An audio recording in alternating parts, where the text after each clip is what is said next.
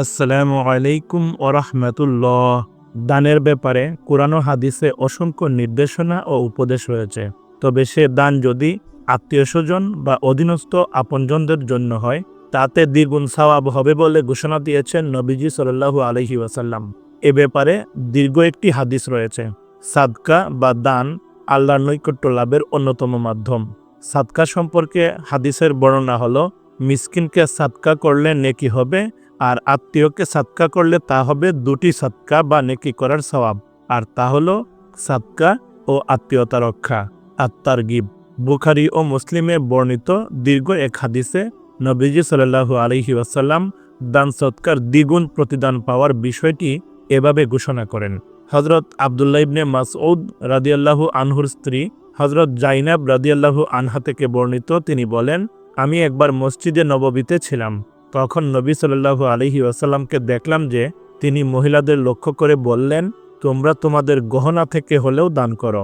আর জাইনাব তার স্বামী অর্থাৎ আব্দুল্লাহ এবং যেসব ইয়াতিম তার প্রতিপালনা ছিল তাদের জন্য খরচ করতেন। একদিন হযরত জাইনাব তার স্বামী আব্দুল্লাহকে বললেন, আপনি রাসূলুল্লাহ সাল্লাল্লাহু আলাইহি ওয়াসাল্লামকে জিজ্ঞাসা করুন, আমি যে আপনার এবং যে ইয়াতিম আমার পোষ্য আছে তাদের জন্য খরচ করছি, তা কি দান হিসেবে আমার পক্ষে যথেষ্ট হবে? আব্দুল্লাহ বলেন, তুমি গিয়েই রাসূলুল্লাহকে জিজ্ঞাসা করো। তখন আমি রাসূলুল্লাহ সাল্লাল্লাহু আলাইহি ওয়াসাল্লামের কাছে উপস্থিত হলাম এবং বিশ্বনবীর দরজার কাছে এক আনসারী মহিলাকে দেখতে পেলাম। তার প্রয়োজনটাও ছিল আমার প্রয়োজনের মতো। তখন হযরত বিলাল রাদিয়াল্লাহু আনহু আমাদের কাছ দিয়ে যাচ্ছিলেন। আমরা উভয়ে তাকে বললাম, আপনি রাসূলুল্লাহ সাল্লাল্লাহু আলাইহি ওয়াসাল্লামকে জিজ্ঞাসা করুন, আমি আমার স্বামী এবং যে ইয়াতিম আমার তত্ত্বাবধানে আছে তাদের জন্য খরচ করছি, তা কি দান হিসাবে আমার পক্ষে যথেষ্ট হবে? আমরা তাকে আরও বললাম, প্রিয় নবীর কাছে আমাদের নাম বলবেন না। হযরত বিল্লাল নবীর কাছে উপস্থিত হলেন এবং তাকে প্রশ্ন করলেন। তিনি বললেন, ওই নারী দুজন কে? বিল্লাল রাদিয়াল্লাহু আনহু বললেন, জাইনাব। তিনি আবার জিজ্ঞাসা করলেন, কোন জাইনাব?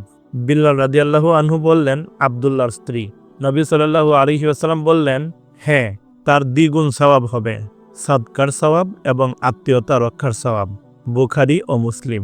অন্য হাদিসে হযরত সালমান ইবনে আমের প্রিয় নবী সাল্লাল্লাহু আলাইহি ওয়াসাল্লাম থেকে বর্ণনা করেন, তিনি বলেছেন, সাধারণ দরিদ্র ব্যক্তিকে সাদকা বা দান করলে কেবল সাদকার সওয়াব পাওয়া যায়, কিন্তু রক্ত সম্পর্কীয় আত্মীয়কে সাদকা বা দান করলে সাদকাও হবে, আত্মীয়তাও রক্ষা হবে।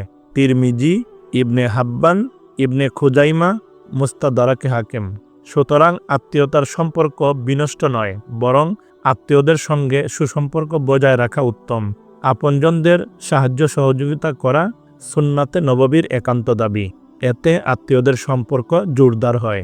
তাছাড়া আল্লাহ তাআলা কুরআনুল কারীমে আত্মীয়তা রক্ষার ব্যাপারে নির্দেশ দিয়েছেন। আত্মীয়তার সম্পর্ক ছিন্নকারী ব্যক্তির প্রতি অভিসম্পাত করেন। আল্লাহ তাআলা বলেন, ক্ষমতা লাভ করলে সম্ভবত তোমরা পৃথিবীতে অনর্থ সৃষ্টি করবে এবং আত্মীয়তার বন্ধন ছিন্ন করবে। এদের প্রতি আল্লাহ তাআলা অভিসম্পাত করেন, অতঃপর তাদের বধির ও দৃষ্টিশক্তিহীন করেন।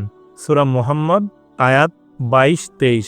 এছাড়াও যেসব দান করলে সওয়াব বেশি হয়, আসুন সে সম্পর্কে জেনে নেই। নাম্বার 1, আল্লাহর রাস্তায় দান যেমনই হোক, মহান আল্লাহ ওই দানকে লালন করেন, যা এক সময় দানকারীর জন্য পাহাড় সমতুল্য হয়ে যায়। হযরত আবু হুরায়রা রাদিয়াল্লাহু আনহু বর্ণনা করেছেন, রাসূলুল্লাহ সাল্লাল্লাহু আলাইহি ওয়াসাল্লাম বলেছেন, যে ব্যক্তি হালাল উপার্জন থেকে একটি খেজুর পরিমাণ সদকা করে আর আল্লাহ হালাল ব্যতীত অন্য কিছু গ্রহণ করেন না, আল্লাহ তাআলা তা তার ডান হাতে গ্রহণ করেন, এরপর তিনি তা লালন করেন, যেমন তোমাদের কেউ তার ঘোড়ার বাচ্চাকে লালন করে। এমনকি একসময় সে সামান্য খেজুর পরিমাণ সদকা পাহাড় তুল্য হয়ে যায়। বুখারী ও মুসলিম। সুতরাং সাদকা দিতে হবে নিজেদের অধীনস্থ ও আত্মীয়স্বজন, অসহায় বা অন্যদেরকেও। হাদিসে অন্যদের চেয়ে অধীনস্থ ও আপনজনকে সাদকায় সওয়াব দ্বিগুণ বলেছেন নবীজি সাল্লাল্লাহু আলাইহি ওয়াসাল্লাম। রাসূল বলেছেন, নিশ্চয়ই মিসকিনকে সাদকা দান একটি সদকা, আর আত্মীয়কে দানে রয়েছে দুটি সদকা ও আত্মীয়তার বন্ধন রক্ষা। নাম্বার 2, গোপনে দান করা। পবিত্র কোরআনের সূরা বাকারার 271 নম্বর আয়াতে আল্লাহ রাব্বুল আলামিন বলেন, যদি তোমরা প্রকাশ্যে দান সদকা করো তবে ভালো কথা, আর যদি তা গোপনে গরিব দুঃখীকে পৌঁছে দাও তবে তা তোমাদের জন্য অতি উত্তম। এবং এভাবে তোমাদের অনেক গুনাহ মাফ হয়ে যাবে। আর তোমরা যা কিছু করে থাকো আল্লাহ অবশ্যই তা জানেন। রাসূল সাল্লাল্লাহু আলাইহি ওয়াসাল্লাম বলেছেন, যে ব্যক্তি দান সদকা করলো অতঃপর তা গোপন করলো, এমনকি তার বাম হাত জানলো না তার ডান হাত কি দান করেছে, ওই ব্যক্তি হাসরের ময়দানে মহান আল্লাহর সুশীতল ছায়া প্রাপ্ত হবেন, যেদিন তার ছায়া ব্যতীত অন্য কোনো ছায়া থাকবে না। বুখারী ও মুসলিম। হযরত আব্দুল্লাহ ইবনে আব্বাস রাদিয়াল্লাহু আনহু বর্ণনা করেন, নফল সদকা গোপনে দান করলে তাতে 70 গুণ বেশি সওয়াব লাভ হয়। পক্ষান্তরে ফরজ সদকা তথা যাকাত প্রকাশ্যে আদায় করলে তাতে 25 গুণ বেশি সওয়াব পাওয়া যায়। আল্লাহ রাব্বুল আলামিন দানের মাধ্যমে সওয়াব লাভের পাশাপাশি গুনাহ মাফের ঘোষণাও দিয়েছেন। নাম্বার 3, হালাল রুজি থেকে দান করা।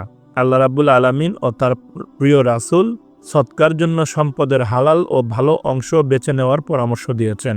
পাশাপাশি অবৈধ উপায়ে অর্জিত সম্পদে লোক দেখানোর দান সদকায় কোনো সওয়াব নেই। এরশাদ হয়েছে, তোমরা কখনো সওয়াব অর্জন করতে পারবে না যতক্ষণ না ব্যয় করবে তা থেকে যা তোমরা ভালোবাসো। সূরা আলে ইমরান আয়াত 92। নাম্বার 4, দান গ্রহীতাকে খোটা ও কষ্ট দেওয়া থেকে বিরত থাকা। ইসলামে সদকা দেওয়ার ক্ষেত্রে আত্মীয়স্বজনদের প্রাধান্যের গুরুত্ব দেওয়া হয়েছে। বলা হয়েছে, যেসব আত্মীয়স্বজনের ব্যয়ভার বহন করতে হয় না, এই ধরনের আত্মীয়স্বজনদের মধ্যে যারা অভাবী তাদের সদকা দেওয়া একজন মুসলমানের জন্য মুস্তাহাব। পবিত্র কোরআনের সূরা বাকারায় সদকা গ্রহীতাকে খোটা ও কষ্ট দেওয়া থেকে বিরত থাকার নির্দেশ দেওয়া হয়েছে। 264 নম্বর আয়াতে বলা হয়েছে, হে মুমিনগণ, তোমরা খোটা ও কষ্ট দেওয়ার মাধ্যমে তোমাদের সদকা বাতিল করো না। নাম্বার 5, যাদের প্রয়োজন তাদের অগ্রাধিকার দেয়া। রাসূল বলেন, যে ব্যক্তি আমার প্রতি যথাযথভাবে বিশ্বাস স্থাপন করেনি, যে পরিত্যক্ত হয়ে ঘুমায় এবং তার প্রতিবেশী তার পাশে ক্ষুধার্ত থাকে অথচ সে তার সম্পর্কে জানে।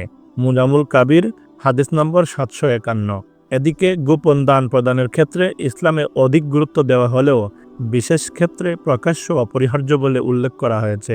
দুর্ভিক্ষের দিনে অগ্রাধিকার প্রাপ্ত শ্রেণীর ব্যাপারে এরশাদ হয়েছে, সে তো বন্ধুর গিরিপথে প্রবেশ করেনি। তুমি কি জানো বন্ধুর গিরিপথ কি? তা হলো দাসমুক্ত করা অথবা দুর্ভিক্ষের দিনে খাবার দান করো এতিম আত্মীয়কে অথবা দারিদ্র নিষ্পেষিত নিঃস্বকে। সূরা বালাদ আয়াত 11 থেকে 16। সুতরাং মুমিন হিসেবে আমাদের উচিত যথাসাধ্য আল্লাহর রাস্তায় সদকা করা, যেখানে যেভাবে দান করা প্রয়োজন হক আদায় করে দান সদকা করা। দান সদকার ব্যাপারে কুরআন সুন্নাহর সুন্দর ও উত্তম উপদেশগুলো মেনে চলা। মহান আল্লাহ তাআলা আমাদেরকে নিজেদের অধীনস্থ ও আত্মীয়দের সঙ্গে সুসম্পর্ক বজায় রাখার পাশাপাশি গরিব ও অসহায়দের সঙ্গে সঙ্গে নিজেদের অধীনস্থ ও আপনজনদেরকেও সাহায্য সহযোগিতা করার তৌফিক দান করুন। অধীনস্থ ও আত্মীয়স্বজনকে সহযোগিতা বা দান করার মাধ্যমে দ্বিগুণ সওয়াব লাভের তৌফিক দান করুন। আমিন।